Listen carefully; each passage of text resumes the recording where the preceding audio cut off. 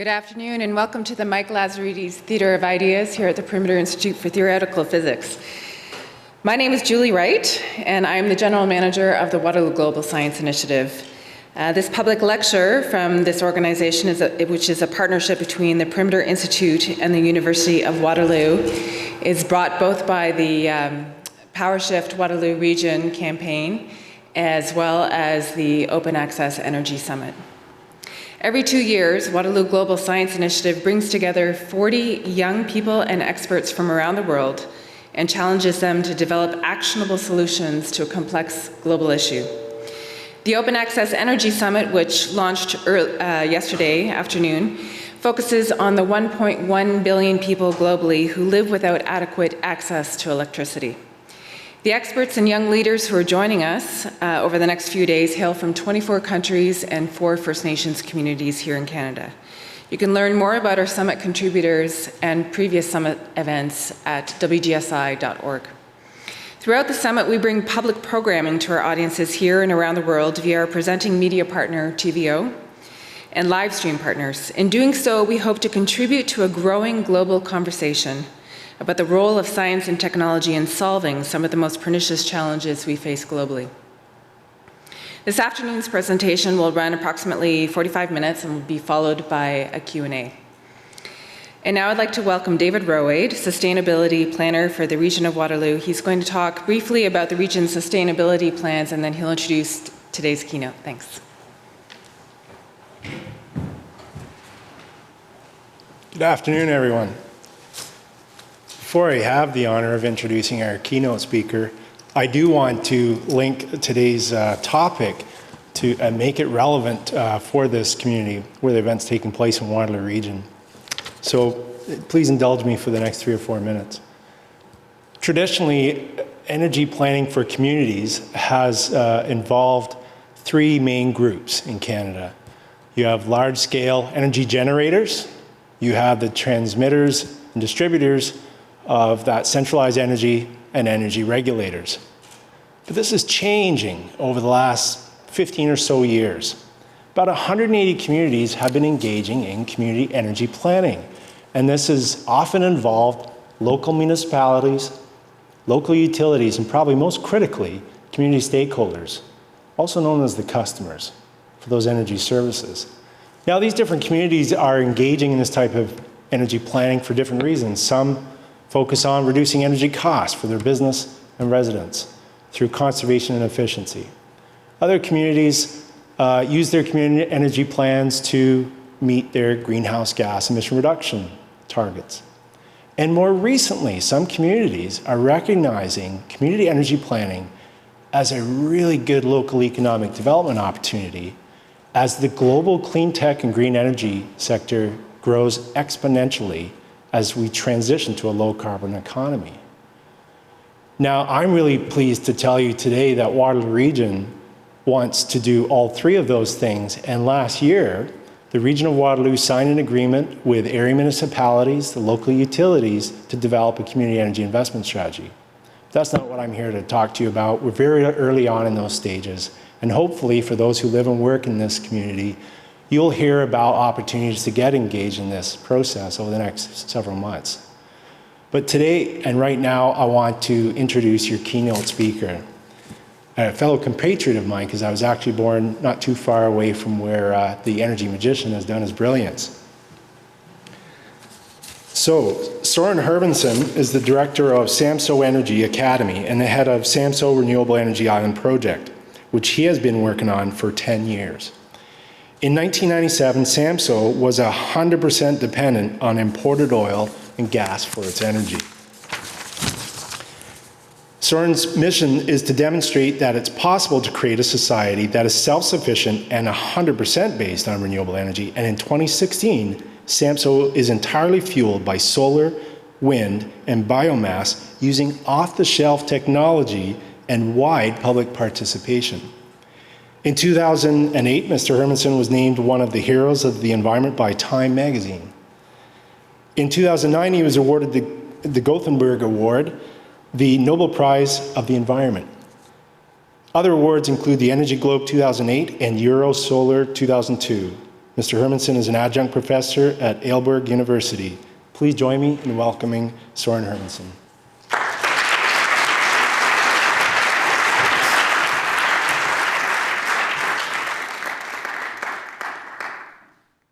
Thanks a lot.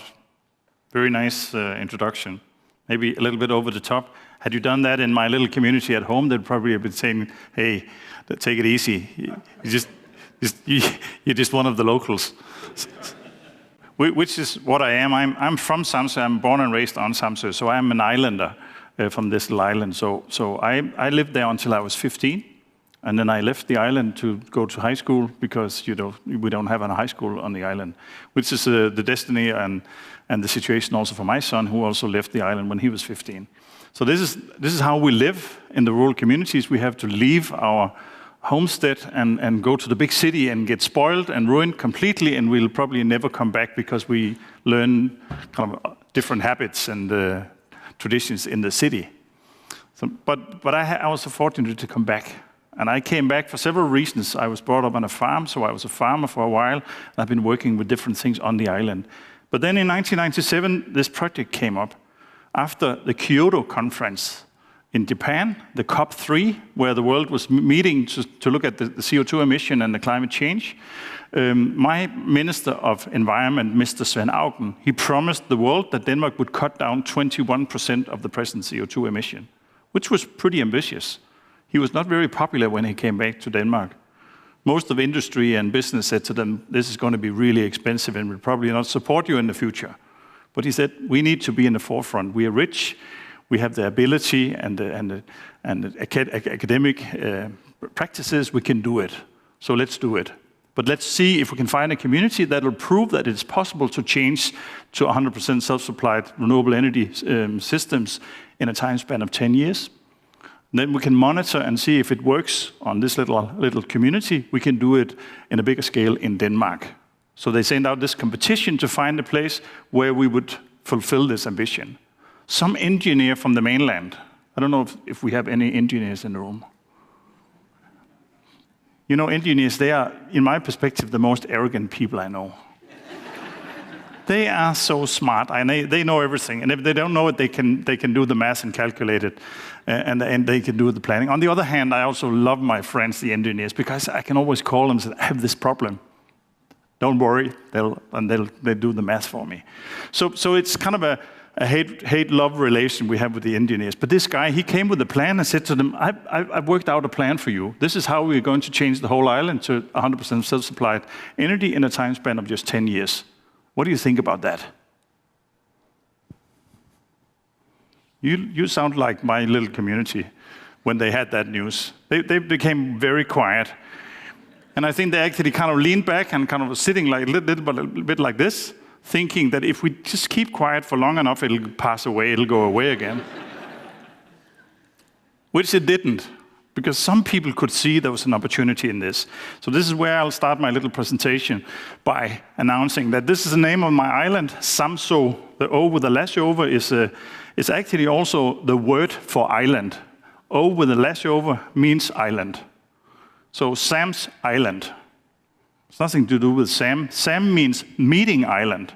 So the meeting island is my island, which is quite interesting also today because we have a lot of people who come and meet there to talk about energy and society development and stuff like that.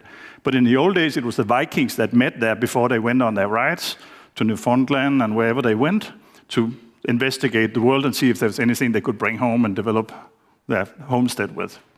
Common, you probably know what common means. The commons in the old days was the grassland that was shared by the community because they needed a place where they could have their cows in the night times or keep them before they were herding them out in the wilderness, in the fields here also. So a common was a necessary kind of area of land for the community to stay alive. So a common administrated by the little society kind of created what we call community. So this is where it comes from. Community is administration of a common, something you have in common.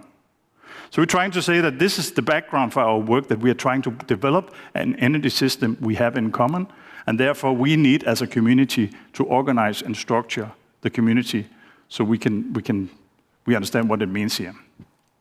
I think actually this is a cartoon from a Canadian magazine called Mac. So it's a cartoon that was made, kind of a little fun cartoon that was made out of this because they didn't really trust that we would do anything like this.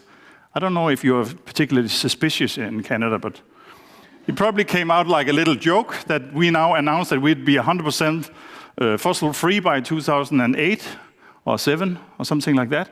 And so it was sent out like a cartoon that these crazy Danes are going to fulfill this ambition. So this was, of course, very inspirational to do it, to prove that they were wrong, these guys. So we needed to talk about why we should do this. Not so much how, because this is the engineering again. We knew we could call the engineers. We already had wind power. We had decentralized heat and power system. We had many different technologies that could solve the problem. And we could install it, we could buy it and install it. So the technology was not really the problem, but it was the organizational structure. So therefore, we needed to talk to each other about what do we mean when we say we're going to be 100% self-supplied? And what does sustainability mean at all? I mean, this is a fashion word. If you ask all of you in here about what does sustainability mean, you probably have many different variations of what it means. But we probably have a common understanding that we actually do believe that it means the same, more or less. But I think it's a practical word. So sustainability, if you break it up again, to sustain your society and to be able to do it, that must be the translation of what sustainability means. To sustain is to keep things in order and to keep a good household economy with your resources, and to be able to keep that in mind when you do your things here also. So when we talked about to be self-supplied by renewable energy, we talked about sustaining our community more than we talked about creating a better climate. So the creation of a new structure was interesting. This is my island. See, it's pretty beautiful. Probably I've never seen anything as beautiful as this. Look at this. Very nice. We could see the windmills in the background. You probably also talk about windmills in Canada. But when we talked about windmills in the beginning, people said, no, it won't happen. Windmills of this size, megawatt wind turbines, these huge, big wind turbines, they're probably so big that if we put a lot of them in the middle of Samsø, the whole island will flip over or maybe drift to the west because, I mean, the preliminary wind will push it away. So no, we can't have these big wind turbines. So also here we had to talk about why we should have the wind turbine, not so much how. So the why was, in the background, you can probably see in the picture that there's a little smokestack coming out, just a little bit to the one side of the wind turbine. That's a nearby power station, the coal-fired power station that is releasing a lot of smoke. So we said to them, we need to put the wind turbine up so we are able to ventilate the smoke from the power station away from the island. So it's huge big ventilators that'll keep us free of pollution. So we need to create some new images here to say to them, we're not doing it just to spoil the landscape or kill a lot of birds. Actually, you know, I don't know if they kill birds here in Canada. When we put up wind turbines, a lot of people said it won't happen because we are a migrating bird area. So we have a lot of geese, we have a lot of very nice birds passing by. So they'll fly into these turbines. You have these piles of birds lying on the turbines. That's not good. So we made a study, a 2-year study around wind turbines to see if there was any dead birds, and there was not. But still, when we told this story, people will keep on asking, but what do you do about the bird problem? So the bird problem, what do you mean? You have all these dead birds, it's not really good. So I made this promise to them, if you can choose any of the turbines on the island, we go out there in a diameter of 300 meters around the turbines, you find one dead bird, I'll pay the lunch and the beer. And I thought, then now I have convinced these people, like 12 Japanese businessmen. But no, when we came out to the turbines, they'd be running around looking for dead birds. They were dead sure that they were there. But they were not. So there's a lot of things in people's psychological sides that is kind of preventing us from looking ahead of things because we think we know what is going to be out there in the future because we fear the future in a way. What we cannot see is not really existing. It is probably dangerous and no need to change what is already working. So this conservatism, we had to talk a lot about that. What happens if we don't do anything? If we keep kind of quiet for the next 10 years, what will happen to this little community? A lot of people feared we'll lose some jobs. There will not be a lot of things to do here. What should we live from and all the other things here. So we talked about how can we avoid what we fear? How can we actually work in favor of creating new jobs, creating a prosperous future for the society? And come to this point, say to them, this happened 5-6 years after we started. We built the world's biggest offshore wind park just outside of Samsø, 3.5 kilometers off the coast. This was by far the biggest investment we ever made on the island. And it was a very brave and also a little bit crazy project because we just insisted on doing it. But because we already built the onshore wind turbines and some of the district heating plants, we felt that we were on top of things. We can actually do more than we thought we could do 5 years before this happened. So the interesting things that we learned by doing things, and we also grew by doing things. We grew more confidence and trust in the future was actually ours, and not some constructor or contractor from the mainland that'll come over and do it for us. We could actually now do things we didn't believe we could do 5 years ahead of this, or before this. It's all not so advanced. You probably know about all these technologies. This is thermal solar. We produce quite a lot of hot water in the summertime when there's no need for space heating, but we still need to shower. Some people think that people on islands, they don't shower so very much. But in the summertime, we have a lot of tourists, and they like to shower in the morning, and in the afternoon, they shower all the time. I don't know why they get so dirty when they get to the countryside, but they use energy consumption actually goes up in the summertime when we have a lot of tourists. We tap energy out of biomass, and we use it for many different purposes. But how do you define yourself in your community? This is a question we need to ask. It's because we can get carried away with technology. There's a lot of solutions in technology, and we feel that if we can do it, we have to do it. Sometimes we could maybe ask, do we have to do this? Could we live with this without this? So you need to define your roles also in community. Otherwise, you won't get to these sensible or sensitive discussions about who you are and what your community is, and what kind of a community do you want to live in. So we started talking about this, who we are in the community. So because there's always these discussions about them and us, and them and us is very often kind of making really big ditches between the left and the right party in the parliament, but also about the hippies and the farmers. I don't know if we have any hippies in the room here. Nobody is volunteering, but the hippies, they have had a tendency, now I'm very general, have had a tendency to own sustainability or the whole green development. And the farmers has had kind of a tendency to say the opposite. If it was green, it was probably not really good. And you could even actually ask yourself, are farmers not working with the green development that they should be? And they are actually. So what we did in the beginning was to say to them, we need to get together and work on the leadership in the community and find out who is the leader in this process. I actually learned recently in Japan that the blacksmith is not a very attractive job anymore. But in the old days, the blacksmith was a smart guy. He could bend steel and he could fix things. So if you knew the blacksmith, you would go to him with your problem and he'd solve it for you, and you could go on with your life, your project. So finding the blacksmith, we have used this as a metaphor for finding the leader who can actually make change. So we asked in the audience who would participate in the development of this sustainability project. And we were going to make a district heating project in the local area. We had a big meeting like this. So we asked in the audience, do we have any volunteers for a work group, because we want this to be community driven and we want people to participate in the process. Yeah, it was very quiet again, and people thought this is not going to be good. And the farming community has a tendency to hesitate, and they look around and see if any other people are signing up. If not, you don't want to embarrass yourself and kind of be too happy and too engaged in the project. But who would sign up? I mean, here in the front, you can be my hippie. Is that okay? Sure.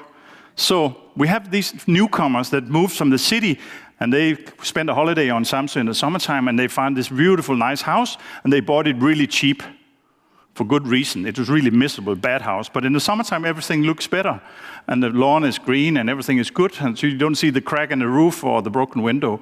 So you bought this house and you brought your family and your newborn kids to Samsø to see your children grow up in this green, beautiful nature. And now it's also going to be green in energy and sustainable and all these sort of things. It's kind of a dream come true from you that just moved out of the city. You know this guy, you farmers over here. You know this guy because you know who he bought this crazy house that has been for sale for ages down in the corner. And nobody wanted to buy it, and now he bought it. You kind of both feel a little bit kind of amused about it, but also a little bit sorry for him. So now I ask again.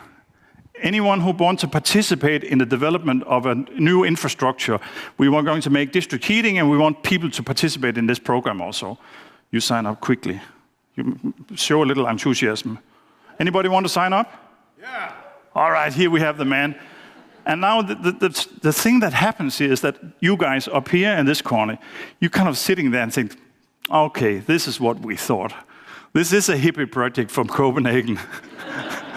So we're really glad that we didn't sign up, and he did. So he proved that this is what it is also. So kind of, I went home with the feeling that I didn't understand my own community anymore. Because in the old days, everything was agreed on already before the meeting took place. So everybody had called each other and kind of talked about it before they came to the meeting. So everything was kind of set and organized and structured and ready to go, more or less. We just had to kind of agree on it in a public meeting. But here, nothing had been agreed on because it was all new and nobody owned it, and we hadn't defined the blacksmith yet, the real leader. And now he became the leader, and he's kind of, no, this will never, it'll never go. So we had to have a new meeting where we called the blacksmiths. We have a blacksmith here. You look like a strong blacksmith. We have a blacksmith here in the forefront. So we called him and said to them, we are going to change all the houses in your community to district heating. We'll kick out the old oil boilers and put in heat exchangers and put in miles and miles of pipe, put up big boilers and buy the straw from the farmers and make district heating. Do you think we can do that? He's nodding. It's a good blacksmith. We need an engineer here also. You can be the engineer. Can we do the math and calculate how many man-hours there will be in a district heating plan? Absolutely, no problem. So we give you the figures. This looks good. This is business. This is real contracting. We're going to do wonders here and make a lot of work out of this. We need a farmer also. Do we have a farmer? You look a farmer. You could be the farmer. So will you supply the straw or the wood chips or the biomass that will be heating the houses in the future? Plenty to go around. You're not a real farmer, I think. You'd probably be hesitating a little bit more and say it depends on the price. Or all right, but you can be my farmer. But you promise that you'll be reasonable with your prices and deliver the straw here. So the house owners, they'll have cheap heat, and you can do the job. And I also called you before the next meeting and said to them, you need to shut your mouth up. Because we need to get these guys on board before we start the process. And this is actually how we did it. This is not just a story I'm telling you. I'm not overdoing it. It's actually more or less how we did it. There was a lot of calling and a lot of numbers and a lot of coffee drinking and a lot of things and a lot of meetings before we got to the sense where we actually said, we can do this. It's not so complicated whatsoever, so we can actually do this. And it's local because some people will create jobs out of it, and it'll be internal in many ways. And we can keep the hippie under control, so it's not kind of over the top some way. So this is how we started doing it. So therefore, we created an infrastructure where we could feed in many different energy sources in the system. So it's actually now up and running, this system. And you can actually keep on, because of Danish law, we can keep on feeding into systems. We have feed-in tariffs, we have net metering systems, and many other politics that works in favor of decentralized district heating, and decentralized solar, and decentralized wind power, and many other things also. Heat pumps is very popular today also. So we are helped by politics. We need kind of to go hand in hand with national politics and regulations. Otherwise, we can also get in trouble if we do things that is not really regulated yet. But this is kind of just down the road to do things like this. How do you create a vision like this? Do you have also this saying? I mean, in Denmark, we say, at the end of the rainbow, there's a pot of gold, or have you ever found any? You're still looking. That's okay. We are also still looking. So this visionary talk is interesting, that you actually are looking at something you don't really know where it is and what is the end result, but you need to have a vision, something you can gather around and say to them, we want to look at these perspectives and these possibilities. So this is, again, we created a new word for that. It's not because I can't spell English. So commonities is a construction of commons plus communities. So the commons, again, this phrase of commons, something we share. We say a modern common, what is that? Could that be the wind and the solar? Could be tidal waves and all the other things that nobody owns all these energy sources. So could that be the modern common we in corporation or in community could share and create as a structure, a value, or an organization structure we could call a commodity? You think that's a good word? We can try it. I mean, we try to work it out as a value for a new communication or a new administration of the commons, because we already have communities, but they have turned into more bureaucratic entities. It's not like we are administrating everything. We have the tax company, we have the bureaucratic system to organize everything for us. We don't have to sit down in a circle and structure this. We pay the taxes and somebody is doing it for us. We have the law and everything. We don't really have to come to census to do that. So the new commodity is actually that we are responsible for the climate and the surrounding sustainability actions here. So this is where it's not structured by bureaucracy yet. It's still our responsibility. So where does this come from? Well, with the Industrial Revolution came when farmers exchanged horses with tractors or Fergusons. I don't know what you were driving over here. But all the horses were all in one big line going to the slaughterhouse and became beef, and I don't know what they used them for. That was really kind of a sad period. And most hired hands moved to cities to get a job. Culture and social life changed radically because all these young people, all these hands working in the farms, they left and went to the cities. So it's changed completely. So we actually lost a whole generation of people who knew how to do things. So they learned something else. They were not kind of useless, but the whole sustainability thinking was kind of lost in the same moment as we industrialized ourselves. So from self-supplied society to consumerism happened kind of over a very short period, which is really interesting. So we actually lost this feeling of long-term thinking, that we need to keep something for the next winter because it might be really cold, and the next year's harvest could be spoiled by water or something like that. We had to prepare for years where everything was not super. So the green revolution is peak oil, is history. Green growth is taking over. Peak oil is kind of where the production of oil has kind of peaked and is going down again. So we are missing the point where we could actually say we can just drill more holes or pump more gas or do things here. So nobody really believes that will happen. So we are actually in a move to a green growth based on sustainable productions, which is interesting. And this means we need maybe to bring people back to the structures again. Back to the rural areas. Local decentralized systems are possible. So therefore people can move back again. Maybe it's going to be difficult because we have organized ourselves in big cities. But maybe we should just kind of close down the cities and make people move up. We need people out in the rural area because the schools are closing. There's many things here. We need some extra hands and some people who can clean up after the Industrial Revolution. Some community power will create jobs and strengthen local culture and social life. Isn't that what we're looking for? Maybe we think it's just a dream, but I think we can actually change this. We have new families that moved to my island because of the green development. So I think it's happening. It's about creating a burning platform, something that is so interesting and so needed that you need to change your daily life, your habits, your structure. And you need to meet around it. So what is the next smart idea for a fossil-free society? We don't know that. We can maybe ask the engineers if they can make a plan for us, but they probably don't really know something about social structures. So they'll make a technical plan and prove that it's possible to do it, and I'm sure they can do it. But that that's maybe not the right approach to do it if you want the community to grow, to learn, to raise the capacity and to be smarter in their thinking. So therefore we need numerous meetings where we sit down and talk about what the good life is. What is the next paradigm of social development? What will that take if we're going to make kind of strong societal structure that can actually survive crisis and actually foresee that we'll change our lifestyles, but we can do it in cooperation. If we do it simultaneously at the same time, it doesn't feel bad. It'll probably maybe feel good if we do it. But if we are alone in the forefront of green development, we'll probably suffer too much.